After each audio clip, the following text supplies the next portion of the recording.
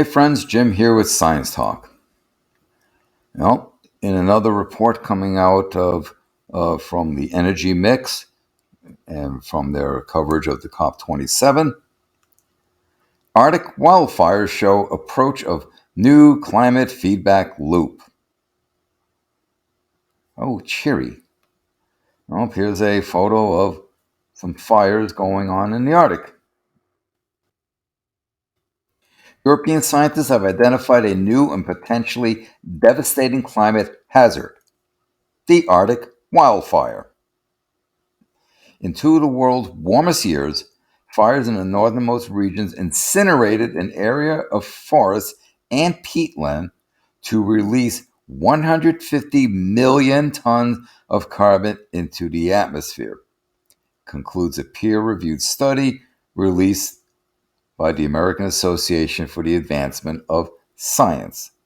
And the scientists warn there could be an exponential relationship between even tiny advances in temperature, tiny increases, and the area at risk from fire.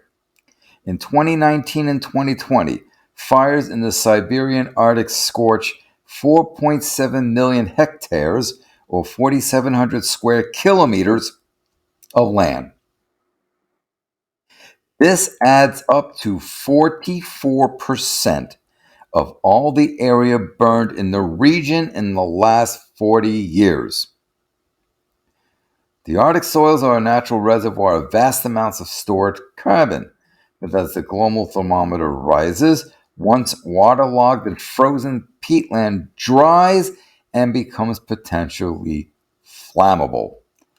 Few lightning strikes, a blaze in the boreal forest, and what had once been a carbon sink becomes a carbon source, as centuries or millennia of stored soil carbon goes up in smoke, methane, and carbon dioxide.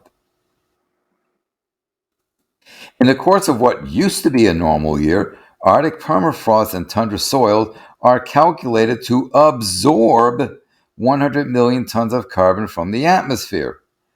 In just 2 very recent years, wildfire actually liberated half as much again.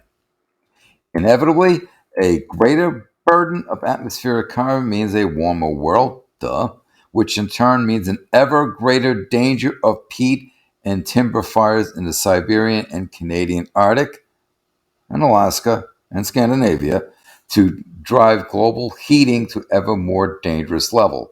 The thing is, another factor is as the air warms, it can hold more moisture. It tends to do what? Suck that moisture out of the ground, adding to the drying out of the ground, making them more susceptible to going up in flames.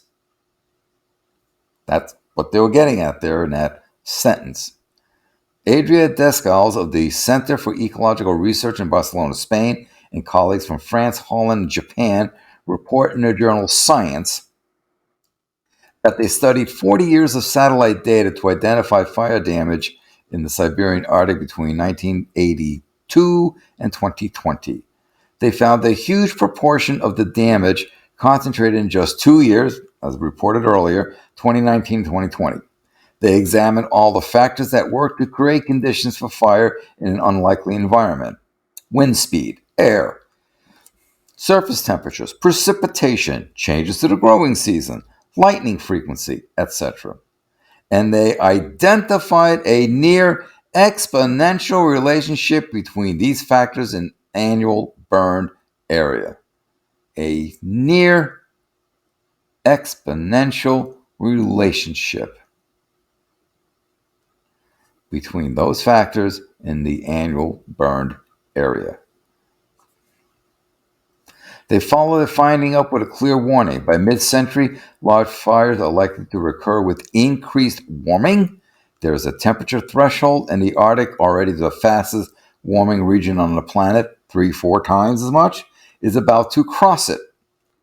In effect, the research has pinpointed a new component in the climate crisis, what engineers call a positive feedback loop, in which more warming means more fire, which means more warming, which means, well, you know. bigger, more devastating Arctic fires. Studies of this kind published on the eve of the COP27 climate conference in Egypt add even greater urgency and more substance to the latest global surveys. In the last days of October, writing in the journal Bioscience, researchers took the measure of vital planetary signs to warn that humanity is unequivocally facing a climate emergency. And that's happening right now. It's a crisis, it's an emergency. The World Meteorological Organization's annual climate report said it even more clearly. The world is now warming at such a rate, and greenhouse gas concentrations are now so high that the targets set by 195 nations in Paris in 2015 to contain average global warming to rise by 2100 of no more than 1.5 C is barely within reach. I would remove the qualifier barely and just simply say it is no longer within reach. The fresh identification of yet another component in the surge in planetary temperatures, that hazard of a flaming Arctic, adds to the substance of all such warnings. Without dramatic and drastic action, worse is on the way. Scientists for decades have published the evidence of crisis, but science can only suggest the answers, which is what I've been saying. We do the research, we do the analyses, we present our findings, we make our recommendations. It's up to politicians. Politicians set policies and implement. Researchers increasingly see any solution as ultimately driven by political action on a global scale and tend to say so with increasing forthrightness. In other words, politicians, get your asses in gear.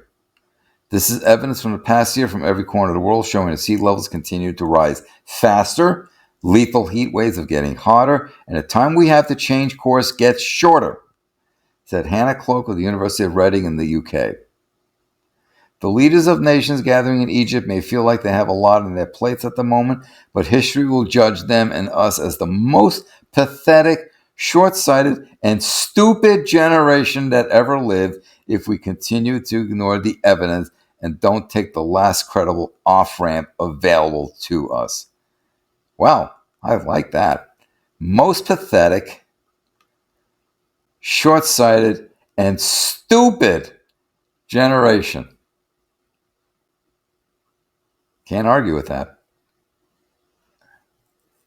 So add yet another positive feedback loops to the how many hundreds of positive feedback loops that are being identified and discussed. How many have I discussed with you? He's not looking good.